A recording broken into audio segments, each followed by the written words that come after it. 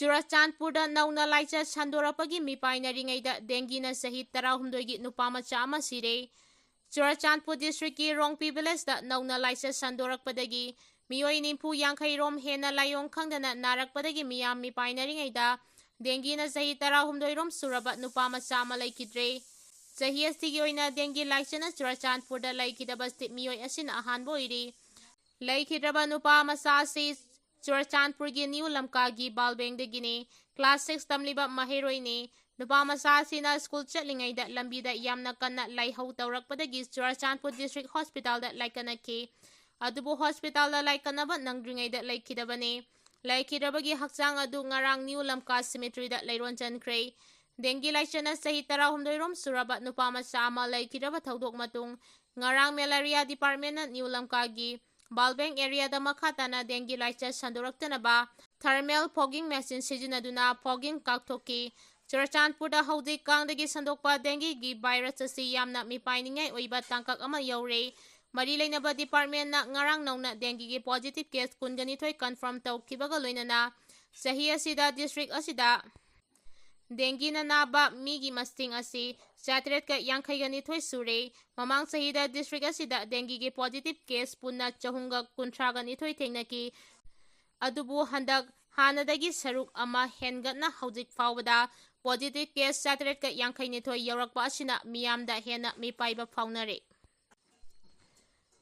Su abroge taunaba Maitai Alliance na joint monitoring group ta aiba chirol piduna taksinkhre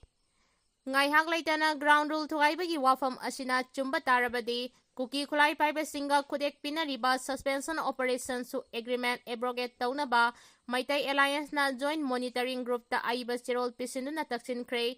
joina khundariba mitai singi apunba loop ama oiriba alliance asina regional national amasung international gi thakta Maitai furuki yaifanaba thaurang kaya lokhalakpaga loinana Manipur gi apunba saktam kaihandanaba honaduna lakli alliance asina thadorpa cherol aman hai su khudek pinakraba Kuki Militancy designated camp thadoktuna khulai pairaga khutthongnariba mafamsingda chatok chachin tawribra haibadu joint monitoring group na yengsinba mathau tai Kuki National Organization KNO amasung United People Front UPF ki cadres singna ground rule ngaktabagi teksak lofam thoi suda leiriba militant singna mihat nipun chathaba lanthum munba amasung mi phaba matamda Indian logi makada trial chatharaga matik saba chairak phangangadabani kulai paiba kedar kharana ka henba thawong chatharakpa matamda center government na logi oiba matik saba thabak lokhatpagi tangai fadaba lei su khudek pinariba militant singi kanglup khara maset takhraga miyamda ki tujungba pokhanba yaba mawongda thabak tawram kaya lokhalakpada Laingaki mari lainaba authorities singna tumina yengduna laifam thokte haina chirol asina makhatana fongdoragli JFD na laukthokibagi matung ina miyangi mihusingi yumda wahang khongchat haukhre census mawina na NRC pangthokpa haibasi laingaki phiremni haina MLA kebana fongdorakre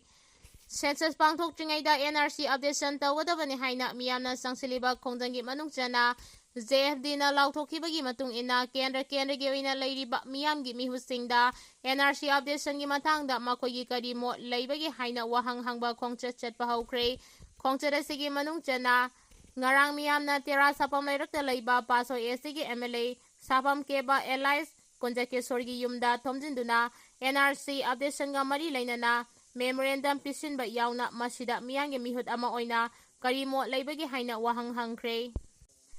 Miyangi wahang khongchat aduga mari leinana MLA sapam kebana haikibada state asida census pangthok tringai mangoinana NRC updation tawba haibasi laingaki sabsaba waremni state asida NRC updation tawbaga mari leinana haukiba sahi Englishing ani kunithoi amasung Englishing ani kunga marida Manipur Legislative Assembly na anirak hana warep lawba laikre Assembly na lawkiba warep asti laina tokpa Yaroi Masigidamakta aikoi MLA singsu leiri losu leiri masigi mathakta assembly gi warep amasu leiri bani haina fongdorakre Kuki Soo Council na NRC updation tawbada yamna kana yaningdaba fongdorakre lamdamasida census ki mangoina na NRC updation tawgadabani haina miyamna sangsiliba khongjang asida Kuki Soo Council gi maiki dagi yamna kana yaningdaba fongdorakre Council asigi maikeidagi hairibana NRC pangthokpa haibasi national exercise ne masida community natraga state government na Manipur da tonganba NRC pangthoknabagi maning tamna warep lawba yaroi hairi. Kuki Soo Council na thadorokpa chirol amana hairibana demographic data sing verify tawraba matungda delimitation pangthokpa haibasida mapung fana sogali masina mihut lepthokpada asoba mateng oigadawribani. Manipur da base tawba group natraga state government na national NRC implement tawnaba hotnaba natraga masibu pangthoknaba detect tawbagi hak adusu leite. Census ki mangoina na NRC pangthokpa yaningde census English ngani kuntaret mapung fana loisilaga publication tawdringagi mangoina na NRC pangthokpa haibasi yamna premature oiba amasung chumdaba amane. Assam Accord 1985 ki matung ina Assam na pangthokiba NRC exercise adugi final lista state aduda leiba mioi lak 18 lawthokibani maduna maram oiraga haudik so foreigner tribunal da appeal pending leibaga loinana legal challenge kaya amasu mayongnaribani communal pandemic kidamak demographic issue asi sijinaroidabani hairi. UKNA gi finance chief judicial custody remand pikre. Tronglawida bom attack chathaduna sahi nauriba machin maupo ani hatpada senai haibagi maralda thaudoga sibu thijiliba National Investigation Agency NIA na faraba Kuki Militant Group United Kuki National Army UKNA gi finance ni haiba espalal thadau Elias Lalboy Singson mathang tha September 3 phauba Guwahati Central Jail da judicial custody remand pikre. Espalal thadau Elias Lalboy Singson asi virtual mode ki khuthangda NIA na thasigi kunmathoida NIA Special Court to the puthoktuna prosecution accused asi Manipur da leiriba jail da thamba haibase hauji oiriba security ki phibam amadi leiriba tension sing asida khudong chadaba leigani haina submission tauke panbaya Espalal NIA na thasigi kunmathoida chahi asigi April 3 Bisnupur District ki Moirang Police Station na konba Tronglawbi awang lekay da bompok khai hankiba thaudok da senai haibagi maralda nauna phakibani mihada siga mari leinana Moirang Police na April 3 Tronglawbi da bompok khai handuna pikliba masin maupo ani hatkiba amadi apokpi mama oinam Binitabuna asopan nangan kiba thaudok adugi FIR adu nauna NIA na kesa sibu thijinaba RC 04 2026 NIA IMP register tawkibani thasigi kunmathoida NIA Special Court to the sathakiba hearing aduda Public Prosecutor na pikhiba submission da hauji leidiba status sigi law and order Public Prosecutor na pikhiba submission da hauji leidiba status sigi law and order situation amasung ethnic tension singa sigi marakta Espalal thadau Imphal da leiriba jail da thambada khudong chadaba kaya mayoknaraba yai haibaga loinana status sigi jail da thamlabadi accused asina mahaki associate amadi mahangna involved tawriba crime network singi miyoi singa pau phauna bagi oithokpa yai haiki Espalal thadau gi Council na court accused asigi Hairkle mari leiba sing amadi imung manung sing na mahaga unaba khudong chaba fangnaba Churachandpur da leiriba district jail da transfer tawbiyu haina prayer tawke nakalani maki submission sing taraba matung court asina palal thadaubo Churachandpur district jail da transfer tawnaba tawrakiba prayer adu reject tawduna accused asi Guwahati da pukhinaba direction pikhibaga loinana accused asi akanba security gi ngak senbaga loinana Central Jail Guwahati da September 3 phauba judicial custody remand pikhi hairi Khesri yon famda Nongmei Kapsilamle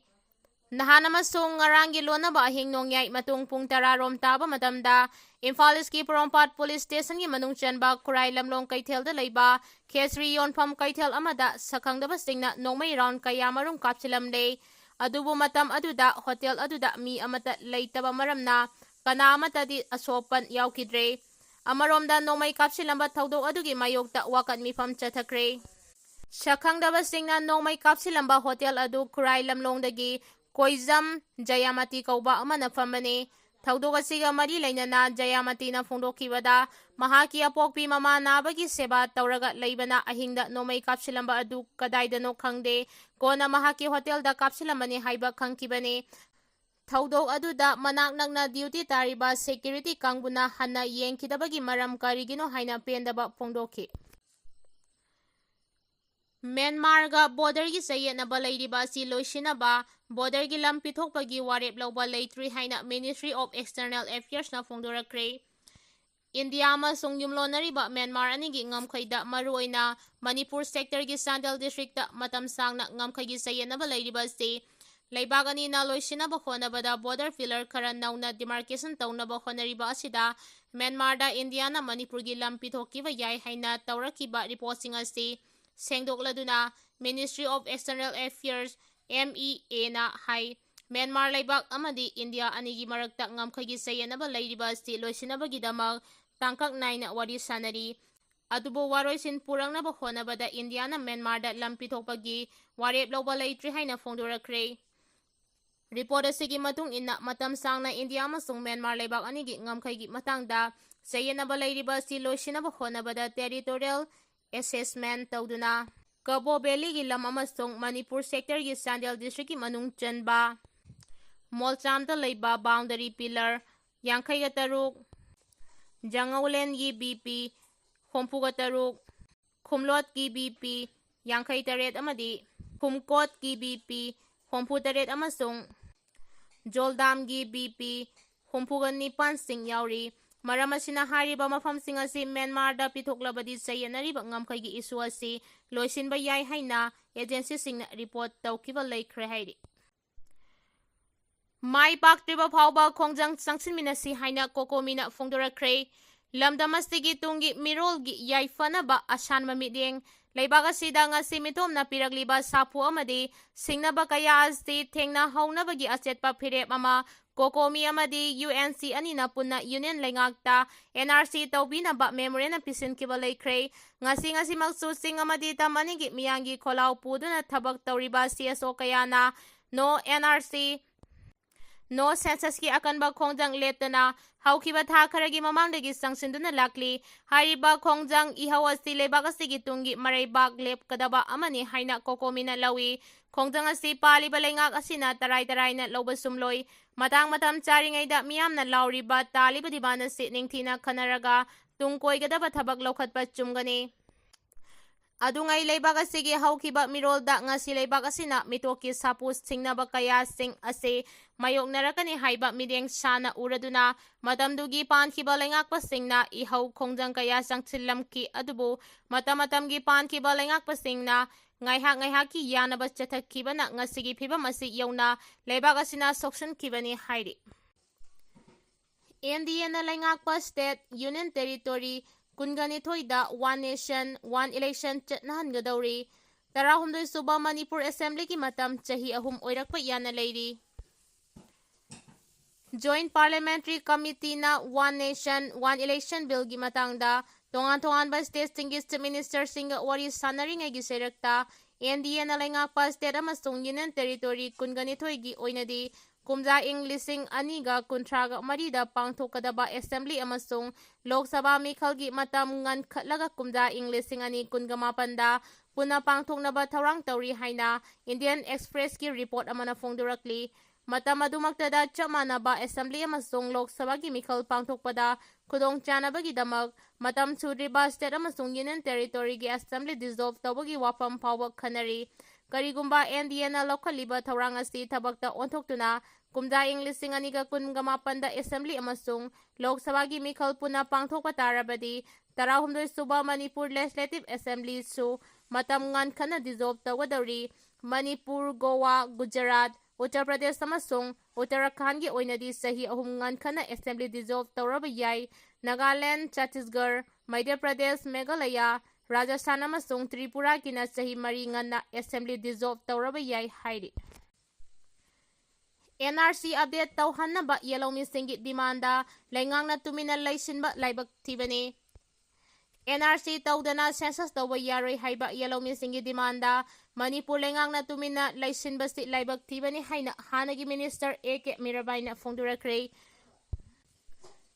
ꯋꯥꯐꯝ ꯑꯁꯤ ꯀꯪꯒ꯭ꯔꯦꯁꯀꯤ ꯂꯨꯆꯤꯡꯕ ꯍꯥꯟꯅꯒꯤ minister A.K. ꯃꯤꯔꯥꯕꯥꯏꯒꯤ ꯄꯣꯛꯅꯐꯝ ꯇꯧꯕꯨꯡꯈꯣꯛꯇꯒꯤ ꯍꯧꯔꯛꯇꯨꯅ national highway 37 Imphal Jiribam ꯂꯝꯕꯤꯗ ꯆꯠꯈꯤꯕ ꯃꯤꯌꯥꯝꯒꯤ rally ꯑꯃꯗ ꯁꯔꯨꯛ ꯌꯥꯔꯗꯨꯅ ꯃꯍꯥꯛꯅ ꯐꯣꯡꯗꯣꯛꯈꯤꯕꯅꯤ꯫ ꯃꯍꯥꯛꯅ ꯃꯈꯥ ꯇꯥꯅ ꯍꯥꯏ NRC ꯇꯧꯗꯅ ꯁꯦꯟꯁꯁ ꯇꯧꯕ ꯇꯥꯔꯕꯗꯤ ꯃꯅꯤꯄꯨꯔꯒꯤ ꯌꯦꯜꯍꯧꯃꯤꯁꯤꯡꯒꯤ ꯄꯨꯟꯁꯤ ꯀꯔꯤ ꯑꯣꯏꯍꯧꯒꯗꯒꯦ ꯍꯥꯏꯕꯁꯤ ꯃꯅꯤꯄꯨꯔ ꯂꯩꯉꯥꯛꯅ ꯈꯪꯗꯨꯅ ꯑꯊꯨꯕꯗ ꯊꯕꯛ ꯂꯧꯈꯠꯀꯗꯕꯅꯤ꯫ ꯃꯤꯌꯥꯝꯅ ꯇꯥꯜꯂꯤꯕ ꯗꯤꯃꯥꯟ ꯑꯁꯤ ꯂꯩꯕꯥꯛ ꯑꯁꯤꯗ ꯈꯪꯁꯤꯟꯅꯗꯅ ꯂꯩꯊꯣꯛꯄꯁꯤ ꯂꯥꯏꯕꯛ ꯊꯤꯕꯅꯤ꯫ ꯑꯁꯥꯝꯒꯤ ꯆꯤꯐ ꯃꯤꯅꯤꯁꯇꯔ ꯍꯤꯃꯟꯇ ꯕꯤꯁ꯭ꯋꯥ ꯁꯔꯃꯅ NRC ꯇꯧꯒꯅꯤ ꯍꯥꯏꯅ ꯐꯣꯡꯅ ꯂꯥꯎꯊꯣꯛꯇꯨꯅ ꯊꯕꯛ ꯄꯥꯏꯈꯠꯄ ꯉꯝꯂꯒ ꯀꯔꯤꯒꯤ ꯑꯩꯈꯣꯏꯒꯤ ꯂꯩꯉꯥꯛꯅ ꯐꯣꯡꯅ ꯂꯥꯎꯊꯣꯛꯄ ꯉꯝꯗ꯭ꯔꯤꯕꯅꯣ? NRCꯒꯤ ꯃꯇꯥꯡꯗ ꯃꯃꯥꯡꯗ ꯃꯅꯤꯄꯨꯔ ꯂꯦꯖꯤꯁꯂꯦꯇꯤꯚ ꯑꯦꯁꯦꯝꯕ꯭ꯂꯤꯒꯤ ꯍꯥꯎꯁꯇ ꯑꯅꯤ ꯄꯨꯊꯣꯛꯇꯨꯅ ꯋꯥꯔꯦꯞ ꯂꯧꯈꯤꯕꯁꯨ ꯂꯩꯔꯦ ꯍꯥꯏꯔꯕꯅꯤꯅ ꯍꯧꯖꯤꯛ ꯃꯤꯌꯥꯝꯒꯤ ꯑꯄꯥꯝꯕꯒꯤ ꯃꯇꯨꯡ ꯏꯟꯅ ꯀꯦꯕꯤꯅꯦꯠ ꯃꯤꯐꯝ ꯐꯝꯗꯨꯅ ꯆꯞ ꯆꯥꯕ ꯋꯥꯔꯦꯞ ꯑꯃ ꯂꯧꯔꯒ ꯏꯟꯗꯤꯌꯥ ꯂꯩꯉꯥꯛꯇ ꯈꯪꯍꯟꯗꯨꯅ ꯊꯕꯛ ꯑꯣꯟꯊꯣꯛꯀꯗꯕꯅꯤ꯫ ꯂꯣꯏꯅꯅ ꯃꯍꯥꯛꯀꯤ ꯑꯣꯏꯅꯗꯤ ꯂꯝꯗꯝꯁꯤꯒꯤ ꯌꯦꯜꯍꯧꯃꯤꯁꯤꯡ ꯀꯟꯅꯅꯕ ꯆꯪꯁꯤꯜꯂꯛꯂꯤꯕ ꯈꯣꯡꯖꯪ ꯑꯁꯤꯗ ꯊꯋꯥꯏ ꯊꯥꯕ ꯀꯤꯗꯅ ꯌꯦꯜꯍꯧꯃꯤ ꯃꯤꯌꯥꯝꯒꯤꯗꯃꯛ ꯂꯦꯞꯀꯅꯤ ꯐꯣꯡꯗꯣꯛꯈꯤ꯫